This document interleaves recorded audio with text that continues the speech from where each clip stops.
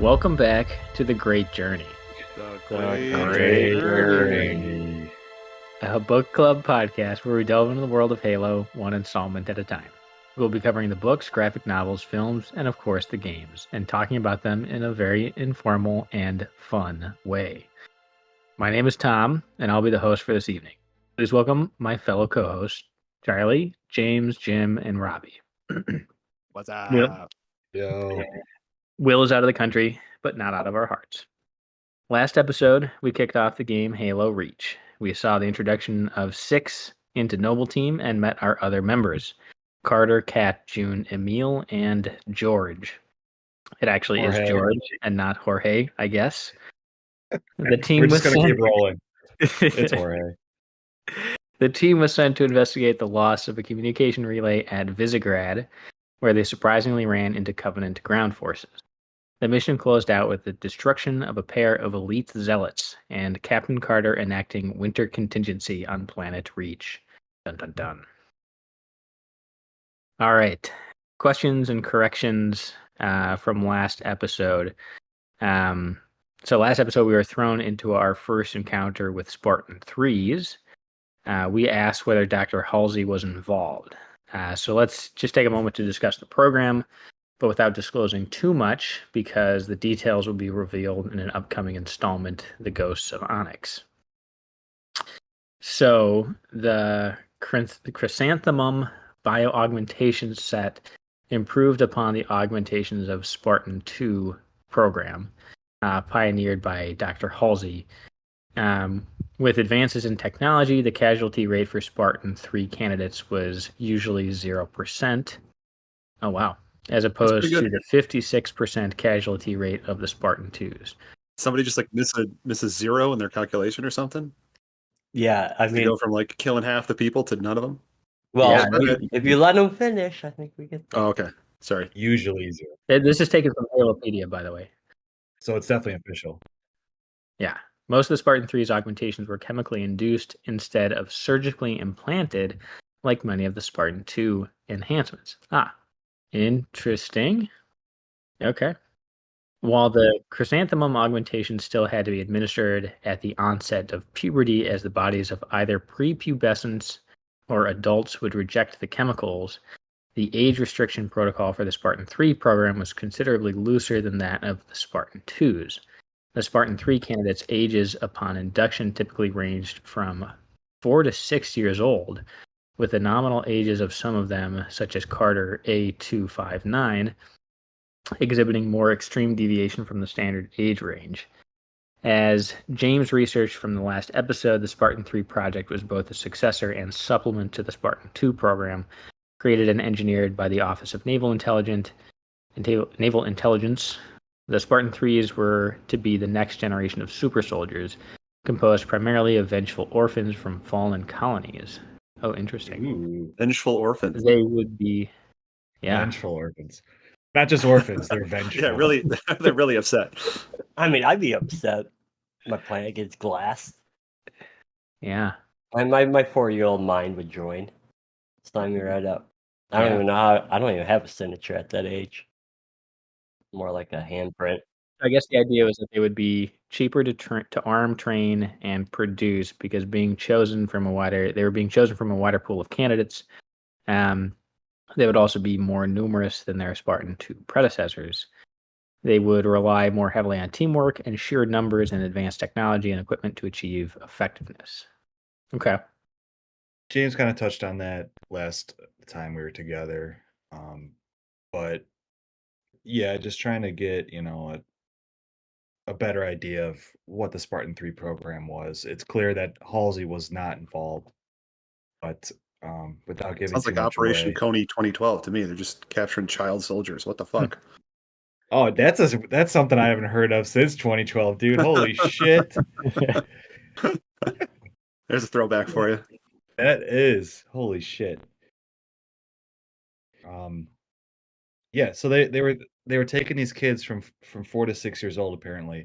But then the one or I guess we don't know when Carter was when he was taken, but Yeah, we didn't saw say. it. we saw him getting pumped with the chemicals in the commercial, and he was definitely not, He looked like a teenager there. He was And a they said teenager. that- I mean, that's what it said, right? They augment them during puberty, or at Yeah. the onset of puberty. Yeah. So, like, just because they're captured at 6 doesn't mean they're getting Yeah. augmented at that time. No, I They're think just it throwing said, them into the I think it woods said when they're this, the 6. Spartan 3 candidates' ages upon induction typically range from 4 to 6 years old. Induction into the program, not into the augmentation. Uh, 'Cause read back prior to that. oh, the chrysanthemum. Yeah, okay, yeah. Chrysanthemum augmentation still had to be administered at the onset of puberty. Mhm. Okay, gotcha. So that does make sense. I was gonna say 4 to 6 years old for that would be crazy. Juicing them up. Yeah. Yeah. Just juiced ass Just a bunch of 6-year-olds. right. Just a bunch of juice up third graders. They just CPS goes in and just Yeah, like, right. you're one of us now. I mean, you don't have to pay them much. They don't really eat that much either. I don't think they're paying him at all, James. You guys are getting paid? Yeah, you guys are getting paid? All right. So today we'll continue our playthrough of Halo Reach. We'll be covering the next 4 missions of the game: ONI Sword Base, Nightfall, On the Tip of the Spear, and the Long Night of Solace. All right. Good to move on? Let's do it. All right. So, ONI Sword Base. The level begins on July 26, 2552, near Sword Base and Office of Naval Intelligence Research Facility. The facility is located on the, is this right? Babd Katha ice shelf in Epaz, near one of the poles of the planet. Noble Team is deployed to Sword Base after a Covenant corvette begins attacking the facility. Due to the sensitive nature of the facility, orbital MAC rounds are prohibited, forcing Noble Team to go groundside to defend the facility. 2 Falcons drop Noble Team around Sword Base after Cat and Noble 6 clear the courtyard outside the facility. They are ordered by Sword Control to proceed to the main gate. After 6 eliminates 2 Wraiths outside the gate, a Pelican drops off a Warthog, which Cat and Noble 6 ride to reactivate a comm array at Farragut Station to contact command, and an M71 Scythe anti-air gun at Airview Base to help clear the skies. After completing their task, they met up with the rest of the team at Sword Base. They fight their way up through the atrium to the top floor, where Noble 6 assists Emil in driving off several Phantoms and Banshees. A pair of longswords are then able to push through and chase off the Corvette. As the Corvette distances itself from Sword Base and begins to climb, the longswords break off and the Corvette is brought down by an artillery strike. Noble Team is called back into Sword Base by Dr. Halsey, who reprimands Carter for not pursuing the Sangheli Zealots at the Visegrad Relay. She explains that the Sangheli, I'm sure I said that wrong, Sangheli were most likely part of an artifact retrieval strike team, and that the notes stored at the Visegrad Relay held very important information. Kat then hands over the data module she retrieved from the station. Carter and Halsey exchange barbs, and Noble Team leaves as Dr. Halsey examines the data module. All right. Cool. Touching quickly, I think the info on that data module and the scientist that we found in that previous mission, he was killed, right? It was archaeological information.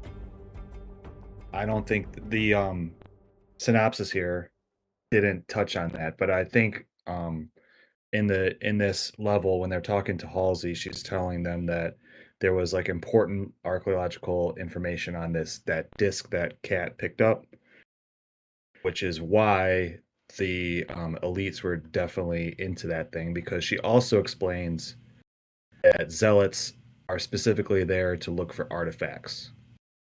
So that is to say, zealots somehow found out about this research information, and that's why they targeted that one guy. what I'm saying?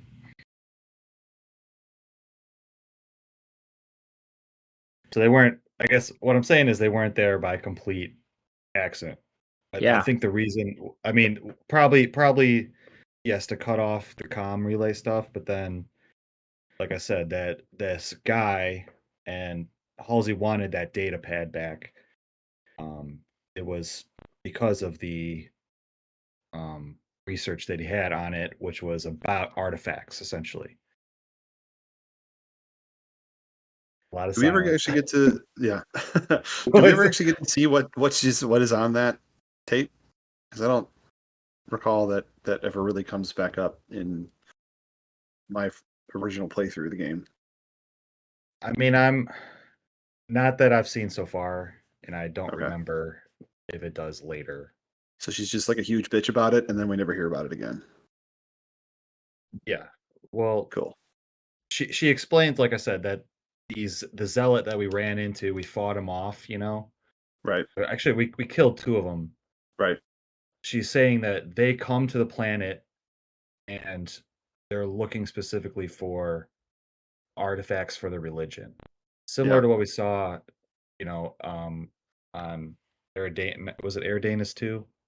Yeah. Or whatever. When they were scanning them rocks. Scanning Anyway, them rocks. yeah. So they're there specifically for some, you know, old shit buried in the ground. And I think Halsey is trying to figure out. She took that data pad or whatever, and she's trying to figure out, you know, what that scientist found, what the important aspects of that data pad was. Yeah, but what is it? What are they looking for? Why are they after it? Is it something that helps point to Halo? Maybe. Honestly, I don't remember exactly what it was, but I'm pretty sure that we do figure out what that's all about. And why does this one dude have it? Because he's a scientist that found this breakthrough. Mm. Let me see if I can just find the. Sorry, I feel like this is definitely taking us way off track. Sorry, guys. This is all about. No, it's an interesting point. All right, here we go. Halsey, quote, there are those at ONI, myself included, who believe that Covenant dispatch elite teams to hunt down artifacts of value to the religion. Survivor counts suggest such teams are small, nimble, and almost always zealot class. No doubt they came to the station for the abundance of ONI excavation data stored there, and you let them get away. She's talking to Noble Team. Carter, data retrieval is not our command directive, blah, blah, blah, Cat, like warning the planet.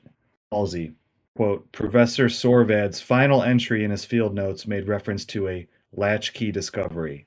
Latchkey, not a word he would use lightly. So let's hope the data module your lieutenant commander stole contains it. So, again, this it was the scientist. His name is Professor Sorvad. Found something big in this quote excavation data that the Covenant is really after. And they're sending these advanced teams, like I said. So it's not quite an invasion yet, but they're sending these like Pathfinder teams specifically for this data. You know what I'm saying? Gotcha. It's interesting. Sounds like, Invasion of Reach had multiple reasons for happening.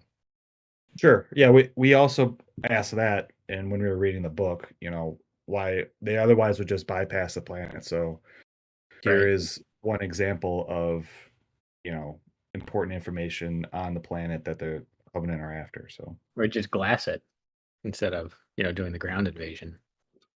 Yeah. What did you all think of the interaction between Carter, Halsey, and even Jorge? No, I like how Jorge kept calling her mom. Yeah. I thought that was I mean, basically, is his mom. it basically is, yeah. Bad Rhodesia. I was like, hey, yeah, I understand that. I get it. You're saying ma'am, but Yeah, but he said it mom. Okay, I get it. Well, was it ma'am? I swear he said mom. Was I wrong? See, Yeah, you I did think think it's it was. I think it is. I think it's like the Britishy ma'am. Like if you watch the Oh, okay.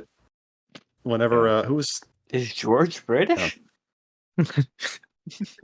I Is there have a even point. still a Britain? Now I gotta pull up a clip. No. Arabian Brit? James. I have that information. I want to bring it up later. So okay. Okay. we're saving that? Yeah. Okay. Jorge's Britain was British, actually everybody. on Reach. Yeah. Confirmed. Mom. Okay, I want you guys to be honest. How many times did it take you to kill the two fucking oh my god, hunters Oh, that in guarded the parking garage. Yeah, the parking garage. Oh, dude. On Legendary, it was insane. Yeah, it's ridiculous. As it should be. I basically hid and I had Kat go up against them. Yeah. Throwing So grenades where every did now she and then. go? Yeah, right. She wouldn't die. And then I'm running around trying to scrounge literally all the ammo I could. Seriously, yeah, you have to literally Yeah. use just every single gun on the ground. It was impossible. Found out the shotgun to the back worked pretty well. Yeah, their back is the vulnerable part. Yeah. You know that, right? I figured that out like on try number 12. Got It's it. like, oh, I can kind of kite him around and then get behind him once he does his swing. But then if you like mistime his attack, then it just smashes you into the ground. But pretty fun part, really challenging. That the whole beginning of the mission was fine. But then once you get inside and you're inside of a ONI facility, you're fighting your way up to the top level. You know, you're shooting off banshees and stuff, and then in the final scene, you're talking to Halsey. I thought that was a really cool mission. Anyone else?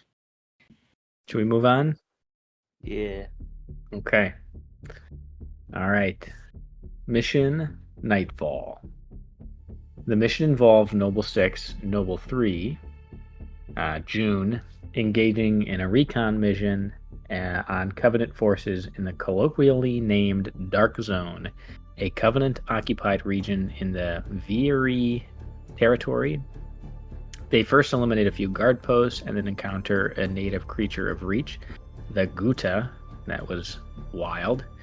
Continuing on, they then meet a few militia troopers attempting to recover smuggled UNSC weaponry at a waterfront.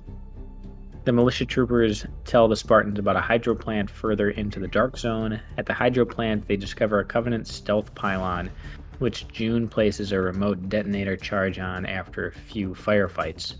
After proceeding further into the Dark Zone and eliminating the Covenant troops in the area, the two Spartans discover a Covenant invasion force and a landing zone. Kat receives the visual and tells them to retreat so they will be prepared for the next day. Opening of this mission was pretty cool when you're up against the cliffs. It's nighttime. You get to snipe and stuff. Yeah, Stealth Halo is pretty fun. Yeah, Fun play. it was cool. Again, it felt kind of like a Modern Warfare Spec Ops sort of dealio. But I just felt like it was basically you're just fighting your way to figure out, oh, there's a landing. There's a landing force here. Like there really wasn't too much other information in this mission other than the very end, I think. Yeah, I think it was I mean, obviously it's a segue through the different campaigns, but I think it's a nice touch of showing that Spartans aren't just like these run and gun, squads that you send in, but they can do like we said, more stuff. stealthy, more Yeah, more Spec Ops type stuff. Yep. Did you guys try and kill the big monsters running around? Oh, yeah. I let June take care of that. Yeah, I went June. So we let the finally AI realized start it what Charlie's game plan is. Yeah, for just the let the whole AI start it out, dude. Just sit there. Maybe that's why it took you so long, dude. If you have to wait for June for 20 minutes to just like spray and pray.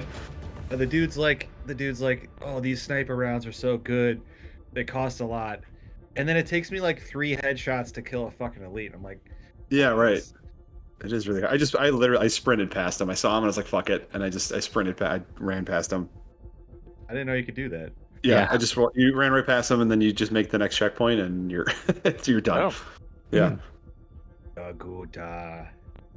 yeah. I once I killed the Guta, it kind of like spazzed out on me and just like totally just warped halfway across the screen. It was Sweet. weird. I did get a clip of it, but Yeah, it was a good mission, but it's fun.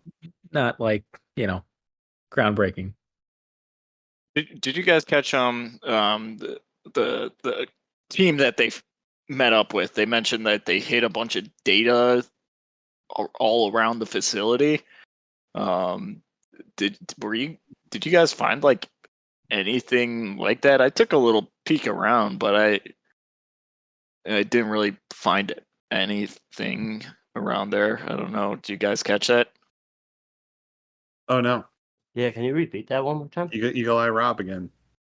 Yeah, they said something like, "Oh yeah, here's some data or something," and I swear, and they're like, "Oh yeah, we hid it all around the facility or something." So I just like snooped around to try to find something, and I just didn't see anything. I didn't know if I misheard anything or if you guys caught on to that or what. Honestly, dude, I don't even know what you're talking about. Huh. Charlie's Robbie's too too sharp busy for us. crying in the corner waiting. We're waiting for June to figure everything else out. Yeah, that's what. He's not even playing the game. June, wake me up. Yeah. Yeah. Just give me a shout when you're done. Oh man. I know that we run into it was some like militia people. Is that who you're talking about? Yeah, that's what he's Robbie? talking about. Yeah. Okay. I'm looking at the script. What is this? Nightfall? I'm gonna just Google it and see if I'm crazy.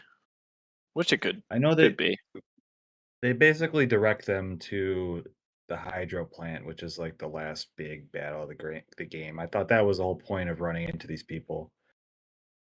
I will say this, when you do run into them, June says something like along the lines of like, there's people here, let's try to help them. And then if you let them die, because I'm in the corner hiding, and and they all die, and then like he says something along it's like there's none left or something. So I thought that was kind of funny.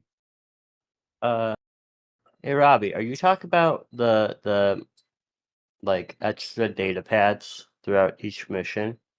Because No. there are hidden like not really Easter eggs, but there's hidden data pads with some lore on them, but they're not technically within the base. Kind of like the skulls. Yeah, kind of. Like They maybe that's what they were referring to. Yeah, but maybe. That could be. That would make sense. Curious if you find a clip or can recall exactly what they said. We could do a follow-up at a later time too. All right. Maybe we move on. Yep. Okay. All right. Next mission. Tip of the Spear. The level opens with Anti-Dot, active in the service of the UNSC Army between the years of 2541 and 2552. Anti-Dot specialized in operative military intelligence. She notably served as intelligence support and liaison between Colonel Urban Holland and Noble Team during the fall of Reach. And she was debriefing Noble Team on the situation at the start of the mission. A large Covenant invasion force had been discovered in the Vieri territory, and a joint UNSC military force has been mobilized to counter them across the continent. Noble Team's mission is to destroy Spire 1, one of the many large towers the Covenant have placed around their landing zone. Noble 6 and Cat lead the charge at the Covenant positions and destroy 2 Covenant anti-air guns. Noble 6, manning a Falcon's gunner seat, then joins Jorge as they make their way to the Spire.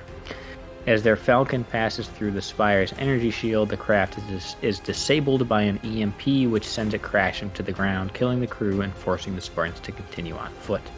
Jorge and Six eventually make their way to the Spire, where the installation is revealed to be a teleportation terminal used by the Covenant to transport troops to the ground from a yet unknown source. After deactivating Spire 1's energy shield, Six leaves the area on a Falcon accompanied by Carter and Jorge as the UNSC Grafton destroys the Spire. Immediately after the tower collapses, the Grafton is destroyed by the previously cloaked Covenant CSO class supercarrier, the Long Night of Solace. Bum, bum, bum. Bum, bum, bum. Dude, looking when it panned, like you see the Grafton get hit by the plasma, it breaks apart, and then I think it like pans up and you see the ship. It's like it's absolutely mind-bogglingly massive. Like holy fuck. Yeah, it looked like as large as the planet. Like it was huge. Yeah. Yeah. Cool. I mean, this was definitely an awesome mission. We get to This one's a we get to banger. we get to do some shooties. We get to do some driveies. You get to blow things up. Then you get your fortunate Yeah. son moment again. Yeah, we're back in the chopper, and we're yeah. Yeah, this is a cool mission. Yeah, I had a fun time. You could definitely feel like the scale start to increase here. It just felt like an invasion force. Yeah, and it's interesting that this spire that they ended up destroying, it's essentially they were teleporting troops into the planet. I didn't know they could do that. That's pretty cool. That's some Star Trek shit. Yeah, because in the books they kind of just talk about like drop ships coming in, but yeah, they don't mention anything about like spires or teleportation in. Maybe that's like a short distance teleportation or something. Possibly. Maybe something to research. I'll have to look into it. It is a little more weird after seeing how massive that Long Night of Solace is that like it didn't make any mention of any sort of invasion before the fall of Reach, Like that, I'm sure people would have seen that from any sort of Yeah, you're gonna civilians catch that. around. Like you're gonna see that thing. It's the size of the planet. Yeah. I was gonna touch on that later as well. Just the fact that this is happening still, like, I don't know if we're still a month out, but let's just say weeks out from when Chief and Keys are supposed to have found out that they're attacking Reach. It just doesn't make sense to me. Yeah, I'm with you.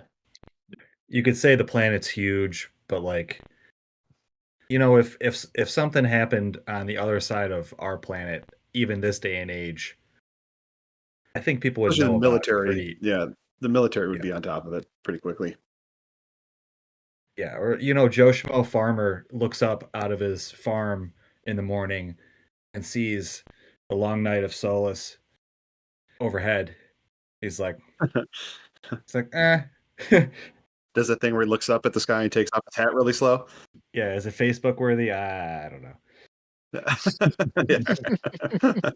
Posting this one on Truth Social. This liberal media is not going to believe the ships are coming. The mainstream media isn't talking about the truth, the Long Night of Solace. Yeah, I this is just a fair warning, I think, to everyone going forward, is just we just gotta put those thoughts aside, because ultimately it doesn't work together. Bungie just completely went off script with this game. That's not to say it's an awesome story. It's just I don't think Timeline wise, it's trying to piece it together. It's just not gonna. We can still complain about it, sure, but like it's just not gonna work. I don't think. Rabble. So yeah, Rabble. doing a little research. The spires are a Covenant design, but They're based on the Forerunner slip space translocation technology. So Forerunners had translocation, which is using slip space to teleport individuals, just like how ships use slip space. Covenant at this point must understand that, which is a little interesting because I don't know at this time if they haven't reached Halo how much Forerunner tech they actually know about. But this is their same approach. But it's apparently really dangerous and inefficient. So I kind of wish that they showed how dangerous it was. And How so? uh, Do you have any more details on like how it's dangerous? Like, do people end up with like 3 arms or like their buddy's arm attached to their chest? And well, like, that's what I'm saying. I wish I wish like some teleportation people got all mingled up when they came out. That would be They funny. just teleport like a million grunts into the battlefield, but they don't Just know a- they don't know how they come out. Right. It's just one big ball made out of grunt on the other end. It's the grunt. It's the grunt, the giga grunt. Yeah, I'm trying to see like more details on the quote unquote dangerous side of this. But they were rarely employed by the Covenant, is basically what I'm reading. Yeah, because we didn't. I don't know if we see him in other games. I don't remember specifically seeing him in other games. So, No, I don't think we do. Anyways, big shooty, awesome mission. Much fun. Yep. yeah, this was my favorite one so far. Really? Yeah. well, I mean, it's a good one, like I said, but Big I shooty. thought, Big shooty. okay, we're getting to my favorite one. No, I said so far. I was just say my. Yeah. Yep. All So right. far. Segue. Mission. The Long Night of Solace. Woo. The level opens a day after the events of the Tip of the Spear, with Noble Team making their way into a cave at, oh god, Cosette. Oot That's what I'm Cosette. going with. While the UNSC appears to be hopeless against the newly emerged Covenant supercarrier Long Night of Solace, Cat comes up with a plan to destroy the ship by using a slip space drive as a makeshift bomb.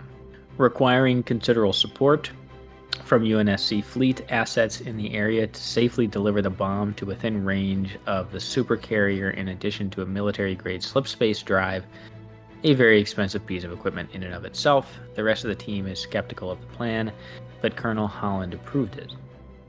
Noble Team travels to a Saber launch facility currently under attack by the Covenant. Once they fight their way inside, Noble 6 and Jorge enter a Saber that is immediately launched into the planet orbit, along with several other Sabers. In orbit, they join the other UNSC forces in defending the refit station Anchor 9 until its defenses come back online. Meanwhile, the slip space drive of the frigate UNSC Savannah is removed in order to be used in the mission, codenamed Operation Uppercut.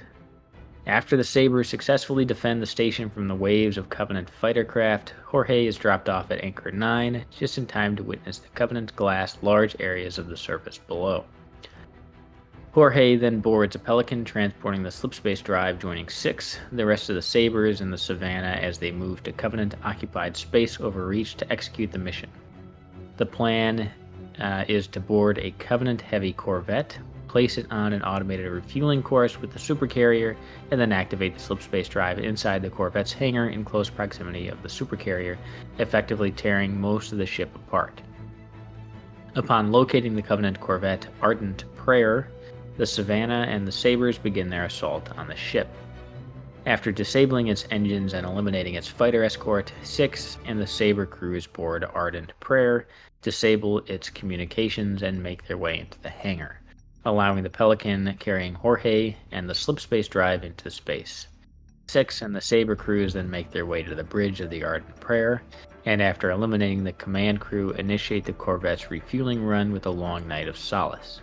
Upon returning from the bridge, Six finds Jorge engaged against Covenant forces in the hangar, and the Covenant are neutralized, but Jorge soon realizes that the Pelican was damaged in the fighting, leaving it unable to escape the ship. The slip space drive is also damaged and has to be activated manually. Jorge decides to stay behind and activate the drive, sacrificing his own life but saving Noble Six by throwing them out of the Corvette and down onto Reach, just before the Corvette reaches its destination and the slip space drive is activated.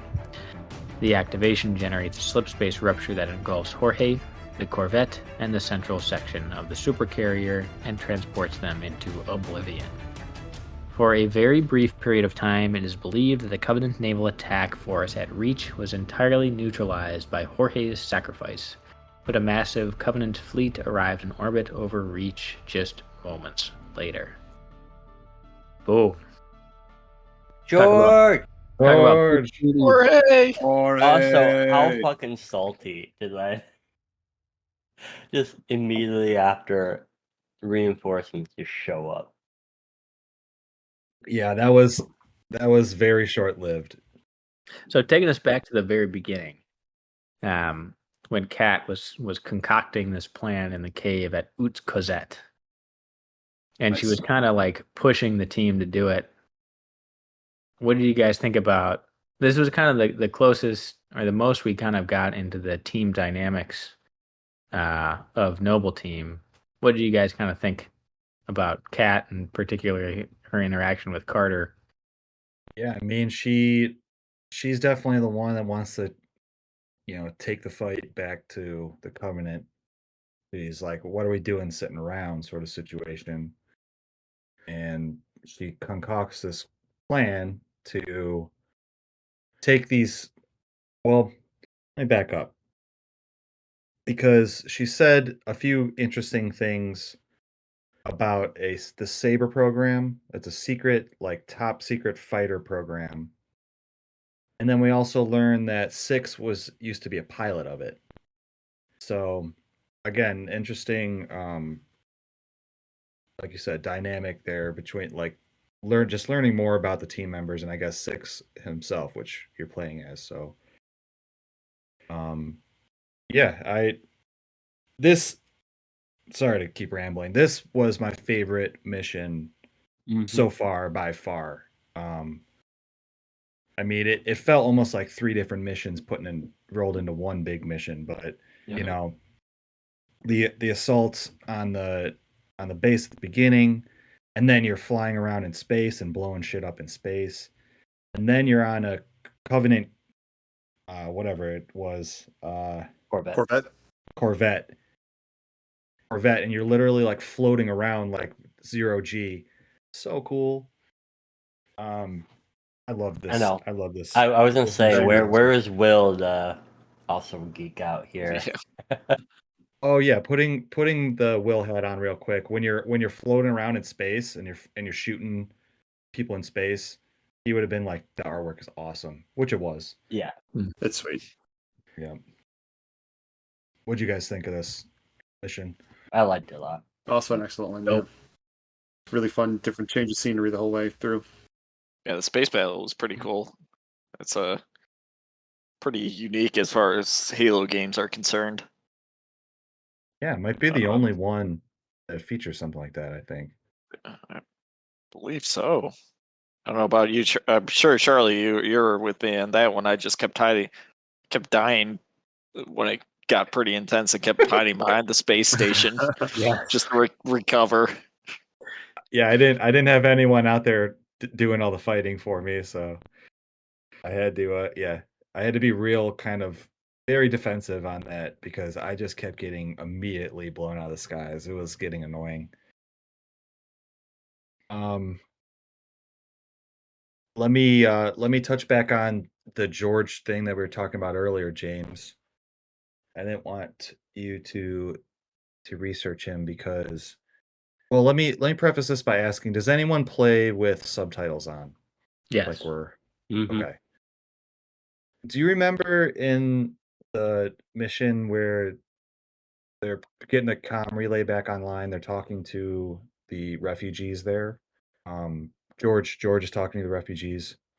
It says in parentheses in Hungarian. So he was speaking. He speaks in Hungarian, right? And there's a scene here where this is where I kind of put two and two together. There's a scene where he's like he gets off the ship and he's kind of floating in 0G towards the anchor station, and he's looking down at the planet and it's getting annihilated. It's getting glassed essentially, and he says something. I'm not going to try to pronounce this, but essentially it's my heart breaks, and it's in Hungarian.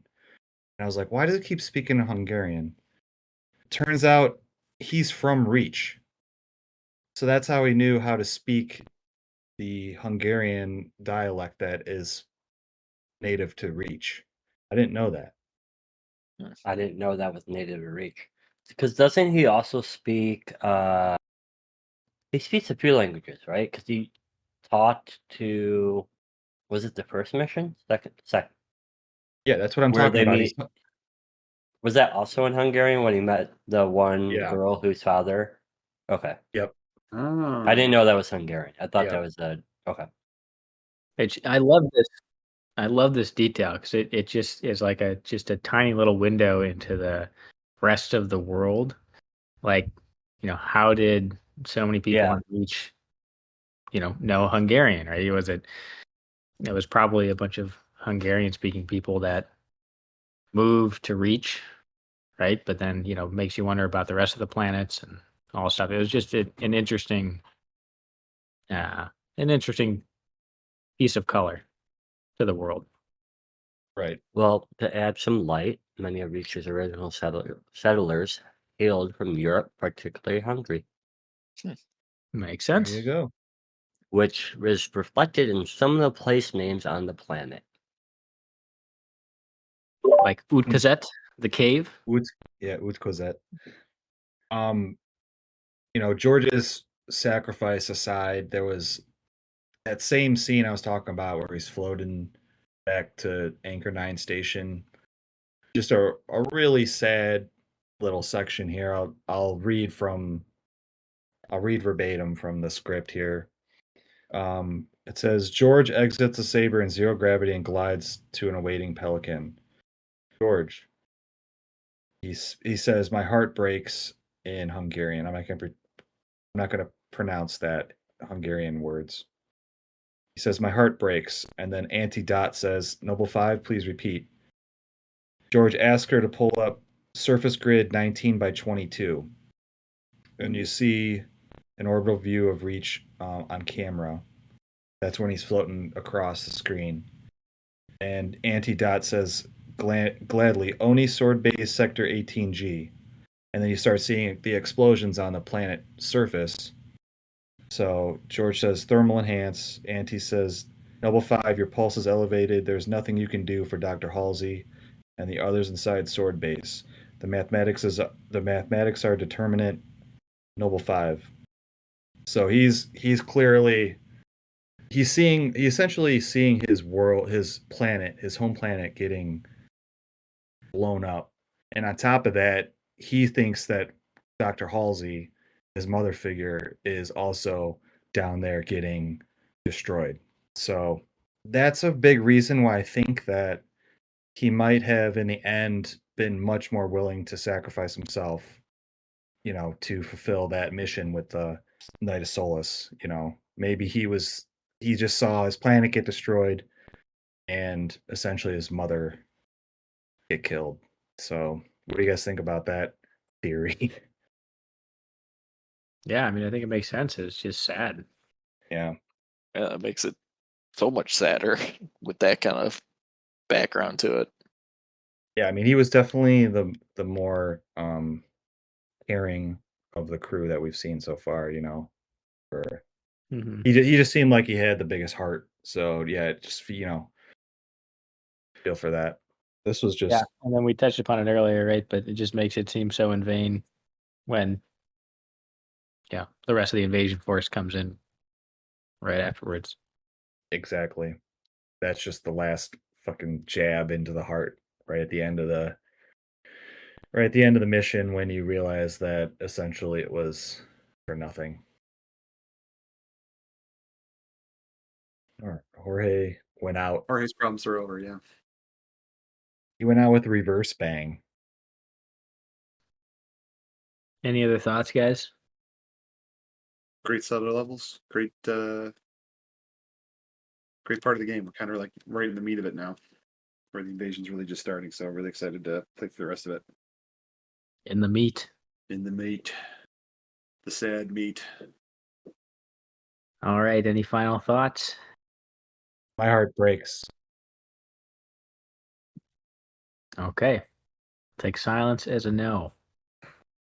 All right. PvP tournament time. With our discussion over, we need to pick our battle for this evening. With the results of the last match, here are the current standings. Will at 32, Robbie at 24, James at 24, Tom at 21, Charlie at 21, and Jim at 11.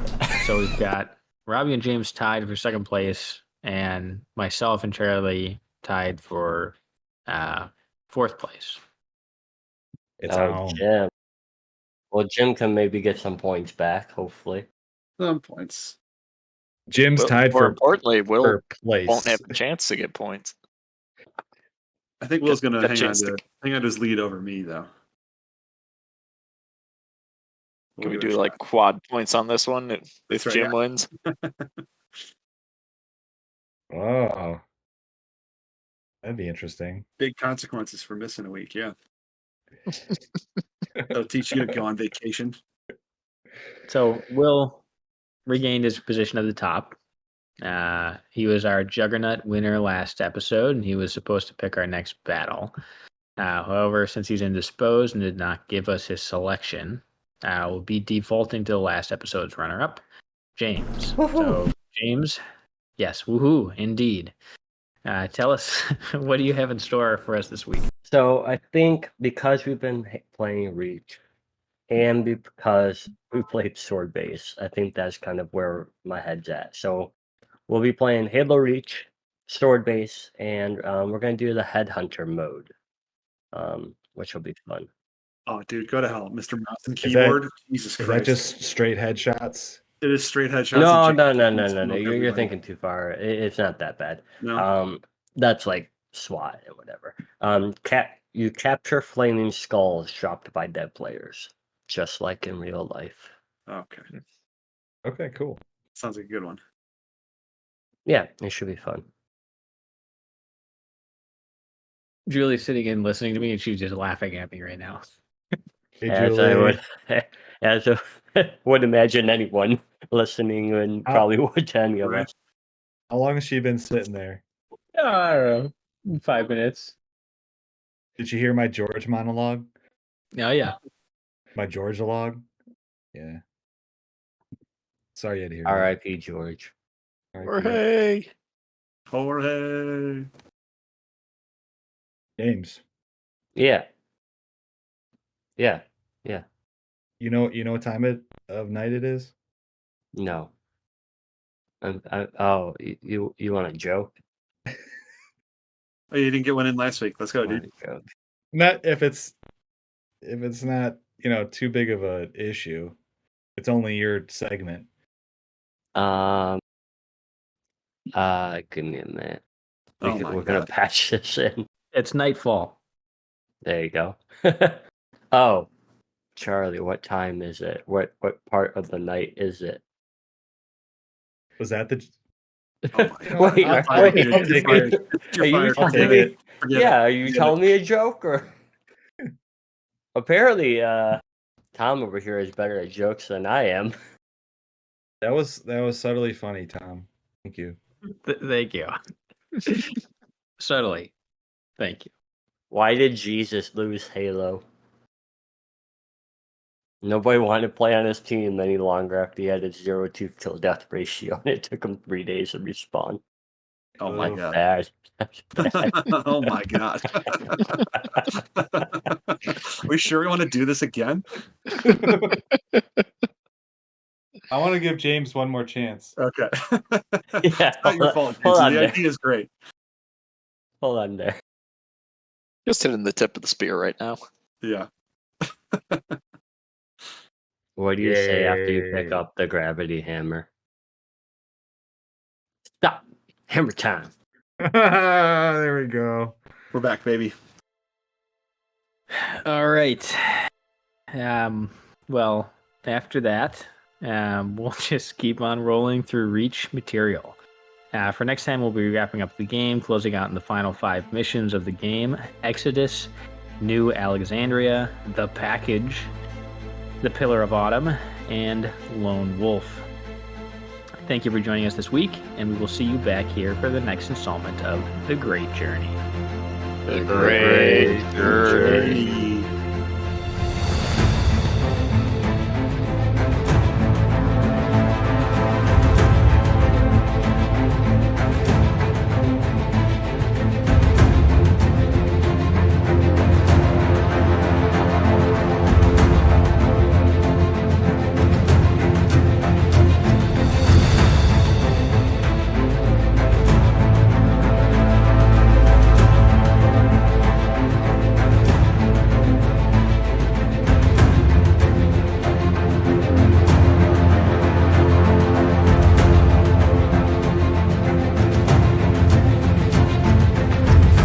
Hey, this is Jim, the worst gamer and your favorite co-host on The Great Journey. We hope you've enjoyed the show. If you want to connect with us, you can find us on most podcast platforms, as well as Facebook, Instagram, and YouTube at The Great Journey Pod. And if you'd like to support the show, you can do so at patreon.com/The Great Journey Pod. Thanks for listening, and we hope to see you on the next chapter of The Great Journey. I need to write some of these down. I don't know if you guys can hear this. Megszakad a szívem. Yeah. Yeah. Megszakad a Is it szívem. Hungarian? That's Hungarian for my heart breaks. Megszakad a szívem. Jorge. Jorge. RIP. How do you say rest in put in rest in peace? Oh yeah. Or Messed pour it one up. out for Jorge. Nyugodjék békében. Was that rest in peace? Nyugodjék békében. I don't know what you're saying to me. Ben. Mute. Nyugodjék békében. That's rest in peace. How do you say Jorge in Hungarian? George. Jorge. Jorge. Siess, James. Thanks, James. That's- Well, yep. That says hurry up. Siess, James. Oh yeah, we're waiting for jokes. Is that what we've been doing? Yeah, I guess so.